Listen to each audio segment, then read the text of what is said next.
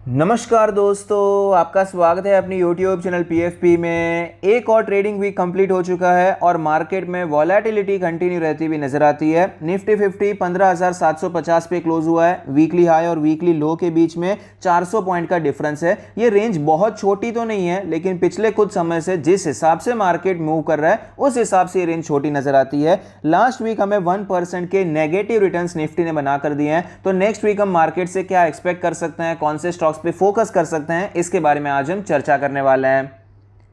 FII DII activity के बारे में बात करें तो एज यूजुअल FII लगातार सेल करते जा रहे हैं और DIIs लगातार खरीदारी करने की कोशिश कर रहे हैं। लेकिन एक अच्छी बात यह है कि FIIs का जो सेलिंग प्रेशर है धीरे धीरे हमें कम होता हुआ नजर आता है। लास्ट वीक भी हमने डिस्कस किया था कि अब तक 3,000 करोड़ की सेलिंग हो रही थी, लेकिन लास्ट वीक 2,000 करोड़ के आसपास की सेलिंग हुई है और इस वीक आप देख पाएंगे 1,000-1,500 करोड़ इस टाइप की सेलिंग आपको दिखाई पड़ती है। जो इंटेंसिटी है वो हमें कम होती हुई नजर आती है, ये एक अच्छी बात है। क्रूड ऑयल के बारे में बात करें तो क्रूड ऑयल में आप देख पाएंगे यहां पर हमें सेल ऑफ देखने को मिला, उसके बाद वापस रिकवरी देखने को मिली है। ये ऊपर जाने की कोशिश करता हुआ नजर आता है, लेकिन अभी थोड़ा सा मेरे हिसाब से मुश्किल हो जाएगा। 9,000 का लेवल, 9,500 का लेवल, ये सारे लेवल्स एज ए रेजिस्टेंस हमें देखने को मिलेंगे। तो ये जो शार्प रैली हमें दिखाई पड़ी थी, ये सेम शार्प रैली हम फिर से यहां पर तुरंत तो एक्सपेक्ट नहीं कर सकते हैं। थोड़ा बहुत साइडवेज मूवमेंट यहां पर हम एक्सपेक्ट कर सकते हैं। नेचुरल गैस के बारे में बात करें तो नेचुरल गैस लास्ट वीक भी वीक ही चल रहा था और इस वीक भी वीक ही चल रहा है, कमजोर दिखाई पड़ता है। अब भी यहां पर हमें रिकवरी के कोई संकेत नजर नहीं आते हैं। जब तक ये 500 के ऊपर नहीं जाता है ज्यादा स्ट्रांग नहीं मान सकते हैं और ये वीक होता है उतना ही अच्छा है। क्रूड ऑयल और नेचुरल गैस नीचे जाएंगे तो इक्विटी मार्केट के लिए बहुत अच्छा रहेगा। गोल्ड के बारे में बात करें तो गोल्ड में वापस हमें एक तेजी दिखाई पड़ती है। यहां पर एक फेक ब्रेकआउट देखने को मिला। फिलहाल यहां पर फिर से हमें ब्रेकआउट वाली सिचुएशन बनती हुई नजर आती है। यहां पर फॉलो अप होता है नहीं होता है ये तो बाद में पता चलेगा, लेकिन गोल्ड फिलहाल के लिए तो थोड़ा बहुत स्ट्रांग नजर आता है। US डॉलर के बारे में बात करें तो आप देख पाएंगे डॉलर कंटिन्यूअसली मजबूत होता जा रहा है और रुपी में वीकनेस देखने को मिल रही है। रुपी हमें 79 तक पहुंचता हुआ नजर आया, जो कि क्लियरली अच्छा संकेत नहीं है। रुपी डेप्रिशिएट हो रहा है तो ये इंडियन मार्केट के लिए अच्छी बात नहीं होती है। S&P 500 के बारे में बात करें तो आप देख पाएंगे US मार्केट में भी हमें यहां पर सेल ऑफ देखने को मिला, वापस रिकवरी देखने को मिल रही है, साइडवेज होने की कोशिश करता हुआ नजर आता है। S&P 500 में हम जो रेंज एक्सपेक्ट कर सकते हैं, नीचे के साइड पे फिलहाल ये जो लो बनाया है ये इंपॉर्टेंट रहने वाला है और हायर साइड पे ये जो हाई बनाया है ये इंपॉर्टेंट रहने वाला है। अगर ये इमीडिएट लेवल तोड़ देता है तो हमें थोड़ी बहुत तेजी वापस एक्सपेक्ट करनी चाहिए। 4,000 के आसपास हमें S&P 500 जाता हुआ नजर आ सकता है। इसका मतलब ये नहीं है कि ट्रेंड बहुत ज्यादा बुलिश हो चुका है, 4-5% की तेजी मिल सकती है। इसे मैं मेरे हिसाब से शॉर्ट कवरिंग ही कहूंगा, क्योंकि जहां से ये शार्प सेल ऑफ देखने को मिला है ये लेवल जब तक टूट नहीं जाता है तब तक हम ये नहीं कह सकते हैं कि अभी ट्रेंड बुलिश हो चुका है, पहले की तरह मार्केट ऊपर ही जाएगा। उसके लिए अब भी मेरे हिसाब से टाइम है। निफ्टी 50 के डेली चार्ट पर हमें क्लियरली पता चलता है कि पिछले कुछ समय से ये 20 डेज के मूविंग एवरेज पे रेजिस्टेंस लेता हुआ नजर आता है। आप देख पाएंगे यहां पर हमें शॉर्ट कवरिंग रैली देखने को मिली, फिर 20 डेज के मूविंग एवरेज पे कंटिन्यूअसली रेजिस्टेंस लेता हुआ नजर आता है।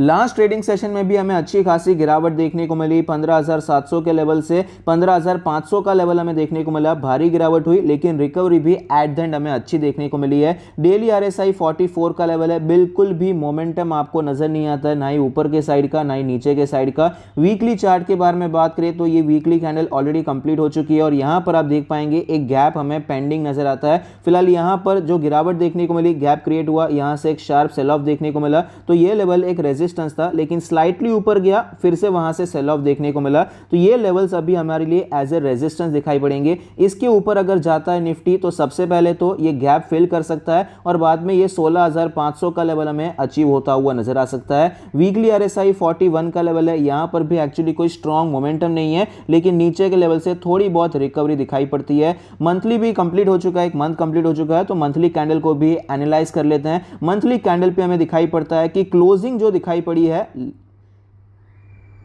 लास्ट मंथ की वो सबसे ज़्यादा वीक क्लोजिंग दिखाई पड़ती है। अभी फिलहाल ये जो गिरावट देखने को मिली, इसमें क्लोजिंग अगर आप देखेंगे तो बार बार आपको हायर साइड पे होती हुई नजर आती थी। एट द एंड आपको यहाँ पर नीचे के लेवल से रिकवरी मिलती थी, यहाँ पर भी रिकवरी मिली है, लेकिन ओवरऑल एक वीक क्लोजिंग हमें इस मंथ होती हुई नजर आई है। जून की क्लोजिंग अच्छी नहीं हुई है, ये लो टूटता है तो वापस हमें एक शार्प सेल ऑफ देखने को मिल सकता है, इजीली मार्केट नीचे जाता हुआ नजर आ सकता है। लेकिन इमीडिएट अगर हम बात करें नेक्स्ट हफ्ते क्या दिखाई पड़ता है, तो नेक्स्ट हफ्ते हमें यहाँ पर बुलिश रहना चाहिए, क्योंकि मार्केट का आउटलुक थोड़ा सा बुलिश नजर आता है। मैं आपको आवरली चार्ट पर दिखाना चाहूंगा। आवरली चार्ट पर आप देख पाएंगे ये 3 दिन का रेंज बनाया हुआ था, ये रेंज हमें नीचे के साइड पे टूटता हुआ नजर आया, लेकिन उसी दिन आपको रिकवरी देखने को मिली और वापस मार्केट उसी रेंज में चला गया है। तो इसका मतलब है कि एक फेक ब्रेकडाउन देखने को मिला और आपको मार्केट रिकवर होता हुआ नजर आया। तो ये दर्शा रहा है कि मार्केट में फिलहाल थोड़ी सी स्ट्रेंथ दिखाई पड़ती है और यहाँ पर ये शॉर्ट कवरिंग रैली थोड़ी सी आपको कंटिन्यू रहती हुई नजर आ सकती है। तो जब तक ये लेवल टूट नहीं जाता है तब तक तो ऑफकोर्स बुलिश नहीं होना है, लेकिन जैसे ये लेवल हमें टूटता हुआ नजर आता है हम यहां पर शॉर्ट कवरिंग एक्सपेक्ट कर सकते हैं और इजीली मार्केट ये गैप फिल कर सकता है। 16,200 तक इजीली आपको पहुंचता हुआ नजर आ सकता है, प्रोवाइडेड ये लेवल टूट जाता है, जो कि अप्रोक्सीमेटली लेवल है 15,900 के आसपास का लेवल। और 16,200 एक बार पहुंच जाता है, वहां पर किस प्रकार से बिहेव करता है, तो नेक्स्ट टारगेट हमारे लिए शॉर्ट टर्म का 16,500 भी हो सकता है। निफ्टी मिड कैप के बारे में बात करें तो निफ्टी मिड कैप में भी आपको सिमिलर स्टोरी नजर आती है। 20 डेज के मूविंग एवरेज पर ही रेजिस्टेंस ले रहा है, 45 का डेली आरएसआई है। यहां पर भी मोमेंटम स्ट्रांग तो नहीं है, लेकिन कंपैरेटिवली बेटर नजर आता है। वीकली चार्ट के बारे में बात करें तो वीकली चार्ट पर भी आप देख पाएंगे यहां पर हमें थोड़े बहुत तेजी के संकेत नजर आते हैं, यहां पर हमें स्ट्रेंथ दिखाई पड़ती है। ये लेवल्स अगर हमें टूटते हुए नजर आते हैं तो यहां पर एक अच्छी रैली आपको दिखाई पड़ सकती है। अच्छी रैली मतलब शॉर्ट टर्म की रैली की बात कर रहा हूं। ट्रेंड बहुत बुलिश हो चुका है, 15-20% यहां पर निफ्टी मिड कैप अभी के अभी जंप हो जाएगा, ऐसा मैं नहीं कह रहा, लेकिन थोड़ी बहुत तेजी हम यहां पर एक्सपेक्ट कर सकते हैं। तो फिलहाल अगर ये लेवल हमें टूटता हुआ नजर आता है, जैसे निफ्टी 50 में तेजी आएगी तो ऑफकोर्स मिड कैप भी आपको यहां पर परफॉर्म करने के चांसेस बढ़ते हुए नजर आएंगे। ये लेवल टूटते हैं तो ये गैप फिल हो सकता है और ये जो 28,000 का लेवल है वहां तक हमें निफ्टी मिड कैप जाता हुआ नजर आ सकता है। स्मॉल कैप के बारे में बात करें तो निफ्टी स्मॉल कैप में हमें यहां पर सेम सिचुएशन दिखाई पड़ती है। जिस प्रकार का चार्ट हमें निफ्टी 50 में और मिड कैप में नजर आता है, उसी प्रकार का चार्ट स्मॉल कैप में भी है। 43 का डेली आरएसआई है। वीकली चार्ट के बारे में बात करें तो ओवरऑल अगर हम गिरावट के बारे में बात करें तो कंपेरेटिवली यहां पर आपको शार्प सेल ऑफ देखने को मिला है, ज्यादा गिरावट आपको स्मॉल कैप में देखने को मिली है, जो कि सरप्राइजिंग बिल्कुल भी नहीं है, क्योंकि जब तेजी भी आती है तभी भी स्मॉल कैप में आपको ज्यादा तेजी देखने को मिलती है, ये वॉलेटाइल ज्यादा होते हैं। तो यहां पर भी शॉर्ट टर्म के लिए अगर तेजी आएगी तो यहां पर भी परसेंटेज टर्म्स में हमें ज्यादा तेजी देखने को मिलेगी, क्योंकि ये चार्ट भी काफी ज्यादा एक्सटेंडेड चार्ट हो चुका है, क्योंकि इसकी वॉलेटिलिटी ज्यादा होती है। तो ये लेवल्स अगर हमें टूटते हुए नजर आते हैं तो इजीली हम यहां पर ये गैप फिल होने का इंतजार कर सकते हैं, ये गैप हमें फिल होता हुआ नजर आ सकता है। इसका एक सीधा रीजन ये है कि मार्केट फिलहाल मुझे क्यों गिरता हुआ नजर नहीं आता। अगर मुझे सपोज यहां पर शॉर्ट सेल करना है, मतलब मुझे यहां पर मंदी खेलनी है, फ्यूचर बेचना है, कॉल बेचना है, तो रिस्क रिवॉर्ड रेशियो मेरे फेवर में तो होना चाहिए। ऑलरेडी मार्केट इतना क्रैश कर गया है तो मैं वेट करूंगा कि थोड़ा कंसोलिडेशन करे, स्टॉक में यहां पर एक रेंज बनाए, वो रेंज जब तोड़ने की कोशिश करेगा तब मैं यहां पर एग्रेसिवली शॉर्ट कर पाऊंगा। ये वो रीजन होता है कि क्यों मार्केट में ट्रेंड आने के बाद एक हाई चांसेस रहते हैं कि मार्केट कुछ समय के लिए शांत हो जाएगा, जब मूविंग एवरेजेस वापस एक साथ आ जाएंगे। अभी भी आप मूविंग एवरेजेस देखेंगे तो बहुत ज्यादा डिस्टेंस है इन सब में, तो यहां पर रिस्क रिवॉर्ड रेशियो भी अच्छा नहीं रहता है अगर आप शॉर्ट सेल करना चाहते हैं। तो इसीलिए फिलहाल मुझे मार्केट भी अभी एग्रेसिवली नीचे आता हुआ तुरंत नजर नहीं आता है। तो ऐसे टाइम पे कौन से स्टॉक्स पे फोकस करना चाहिए, तो सबसे पहला स्टॉक है रिलायंस इंडस्ट्री, हमें 7% क्रैश होता हुआ नजर आया है। फाइनेंशियल ट्रेंड आप देख पाएंगे काफी हेल्दी नजर आता है, रेवेन्यू प्रॉफिट सब कुछ ऊपर जा रहा है, ऑल टाइम हाई रेवेन्यू और प्रॉफिट है। वैल्यूएशन के बारे में बात करें, वैल्यूएशन ऑफकोर्स हमें यहाँ पर थोड़ा बहुत महंगा नजर आएगा सेक्टर के मुकाबले, लेकिन ये कंपनी ऐसी है, एक कॉन्ग्लोमेरेट है, अलग अलग सेक्टर्स में काम करती है, किसी एक सेक्टर के साथ इसे हम कंपेयर नहीं कर सकते हैं। ओवरऑल हम यहाँ पर मान सकते हैं कि थोड़ा बहुत प्रीमियम वैल्यूएशन हमें दिखाई पड़ता है, ज्यादा प्रीमियम वैल्यूएशन हो ही नहीं सकता है, क्योंकि होल्डिंग कंपनी में जनरली आपको ज्यादा प्रीमियम वैल्यूएशन दिखाई नहीं पड़ता है। इसीलिए ऐसा कहते हैं कि अगर डी लिस्ट हो जाएगा तो आपको वैल्यू अनलॉक होता हुआ नजर आएगा। स्टॉक के चार्ट पर हमें क्लियरली पता चलता है कि 2750 के लेवल से हमें गिरावट देखने को मिली है और फिलहाल ये स्टॉक अपने 2400 के इंपॉर्टेंट सपोर्ट पे दिखाई पड़ता है। हैवी सेलिंग हमें होती हुई नजर आती है। रीजन हम सबको पता है कि जो एक्सपोर्ट होता है पेट्रोल का, डीजल का, जेट फ्यूल का, इस पर टैक्स लग गया है। तो रिलायंस के मार्जिन्स पर आपको इंपैक्ट देखने को मिलेगा। ओएनजीसी में भी इसी वजह से हमें गिरावट देखने को मिली है। वीकली चार्ट के बारे में बात करें तो वीकली चार्ट पर आप देख पाएंगे स्टॉक अपने 50 वीक्स के मूविंग एवरेज पर ट्रेड करता हुआ नजर आता है, जो कि काफ़ी ज़्यादा इंपॉर्टेंट लेवल है। पास्ट में इसी लेवल से स्टॉक आपको बार बार ऊपर जाता हुआ नजर आया है, तो यहाँ पर हम खरीदारी अटेम्प्ट करने के बारे में सोच सकते हैं। चार्ट वीक है, उसमें कोई डाउट नहीं है। सपोर्ट भी ऐसा नहीं है पहली बार का है, दूसरी बार का सपोर्ट है। 200 दिन का मूविंग एवरेज भी तोड़ा है, हाई वॉल्यूम के साथ भी तोड़ा है, तो नीचे जा सकता है। नीचे के साइड पे हमें 2250 के लेवल देखने को मिल सकते हैं, लेकिन अगर आपने यहाँ पर बिल्कुल नहीं खरीदा है तो खरीदारी अटेम्प्ट करने के बारे में सोचा जा सकता है। दूसरा स्टॉक है डाबर इंडिया। डाबर इंडिया में भी फिलहाल हमें तेजी नजर आती है, थोड़ी सी तेजी आपको नीचे के लेवल से दिखाई पड़ती है। फाइनेंशियल ट्रेंड आप देख पाएंगे, revenue profit all time high पे दिखाई पड़ता है। यहां पर जो रेवेन्यू में ग्रोथ देखने को मिली है, प्रॉफिटेबिलिटी में इतनी ग्रोथ दिखाई नहीं पड़ती है, क्योंकि मार्जिन हमें फिलहाल नीचे जाते हुए नजर आते हैं, जो कि क्लियरली अच्छी बात नहीं है। वैल्यूएशंस के बारे में बात करें तो वैल्यूएशन आपको महंगा नजर आएगा। अगर हम सेक्टर से कंपेयर करते हैं तो स्लाइटली प्रीमियम वैल्यूएशन पे स्टॉक ट्रेड कर रहा है।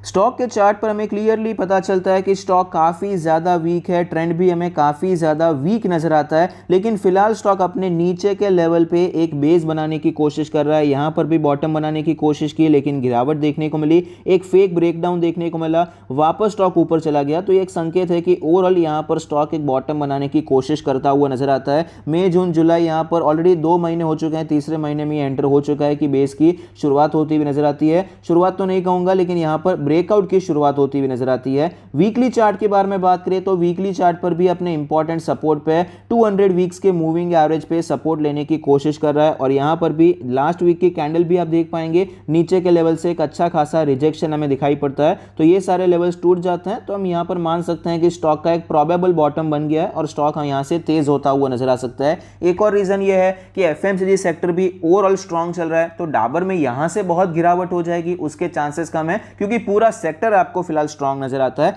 तो as a long term investor अब भी मेरे हिसाब से अच्छा मौका है, खरीदारी करने के बारे में हम सोच सकते हैं। तीसरा स्टॉक है टाइटन कंपनी। टाइटन में भी अच्छी खासी गिरावट हो चुकी है, 2760 के लेवल से ये 2000 के भी नीचे आ चुका है, 1900 के आसपास भी हमें जाता हुआ नजर आया। फाइनेंशियल ट्रेंड के बारे में बात करें तो आप देख पाएंगे फाइनेंशियल ट्रेंड काफ़ी अच्छा है, revenue profit all time high पे दिखाई पड़ता है। वैल्यूएशन के बारे में बात करेंगे तो सेक्टर के पी रेशियो के हिसाब से टाइटन का पी रेशियो आपको सस्ता नजर आएगा, क्योंकि गोल्ड के बिजनेस में बहुत कम कंपनीज हैं एक तो जो कि प्रॉफिटेबल कंपनीज हैं, और ऐसा नहीं कि सिर्फ अभी प्रॉफिट किया, कई बार ऐसी कंपनीज होती हैं गोल्ड में, आप चेक कर पाएंगे तो आपको पता चलेगा कि वहां पर कभी प्रॉफिट होता है कभी लॉस होता है। मैंने जो लास्ट देखा था कल्याण ज्वेलर्स में, उसका आईपीओ आया था, तब भी हमने डिस्कस किया था कि इसमें कंसिस्टेंसी नहीं है, लेकिन टाइटन में आपको प्रॉफिटेबिलिटी में कंसिस्टेंसी भी दिखाई पड़ती है, और जो साइज है बिजनेस का वो तो कोई मैच ही नहीं कर पाएगा। तो वैल्यूएशन यहाँ पर 80 का पी रेशियो मेरे हिसाब से सस्ता नहीं है, भले ही ये सेक्टर के हिसाब से सस्ता नजर आता है, लेकिन ये बहुत सस्ता नहीं है, ये प्रीमियम वैल्यूएशन ही है, महंगे स्टॉक कोई खरीद रहे हैं, लेकिन यहाँ पर हमें कुछ ऐसे रीजंस नजर आते हैं जो कि इसे जस्टिफाई करते हुए नजर आते हैं।